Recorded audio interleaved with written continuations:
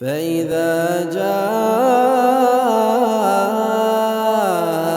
الطامة الكبرى يوم يتذكر الإنسان ما سعى وبرزت الجحيم لمن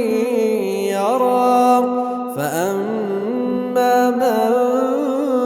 طغى وآثر الحياة الدنيا فإن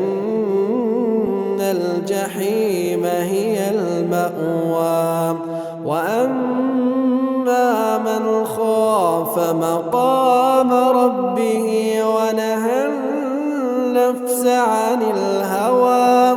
فإن الجنة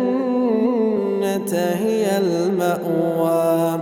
يسألونك عن الساعة أيان مرساها فيم أنت من ذكراها إلى